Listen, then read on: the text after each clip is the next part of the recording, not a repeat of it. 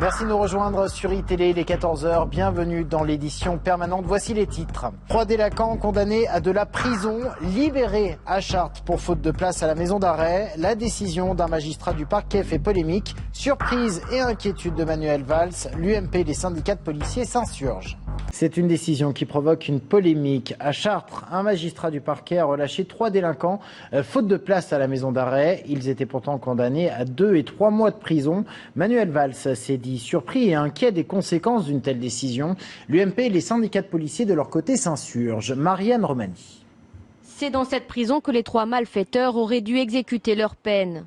Entre 2 et 3 mois de prison ferme, l'un d'entre eux condamné pour violence sur un policier, outrage et conduite en état d'ivresse. Ils y échapperont finalement. Motif, la prison est trop bondée pour les accueillir.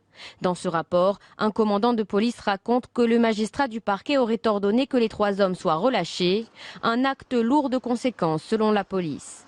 Nos collègues prennent des risques pour interpeller des malfaiteurs qui sont des gens dangereux, qui sont des gens violents. Et bien évidemment, lorsque ces gens sont remis à la justice, alors qu'ils ont des peines fermes à effectuer, ils sont remis dehors. Et c'est vrai que c'est extrêmement démoralisant. Une décision qui embarrasse le syndicat de la magistrature. Difficile de comprendre que des peines qui ont été prononcées par des tribunaux puissent ne pas être exécutées.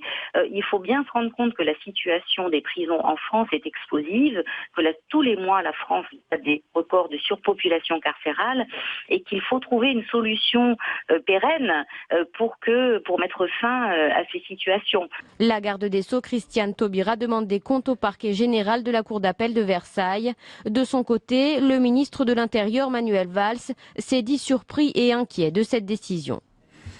Denis Jacob, secrétaire général du syndicat Alliance Police, a réagi tout à l'heure sur iTélé. Je vous propose de l'écouter. C'est une décision ubuesque, c'est franchement la stupéfaction dans les rangs des policiers. C'est inacceptable, on n'a jamais vu ça. Aujourd'hui, quel message est envoyé aux policiers, tout d'abord, en termes de motivation pour le travail au quotidien, alors qu'ils se font agresser tous les jours, et ces dernières semaines en ont été témoins.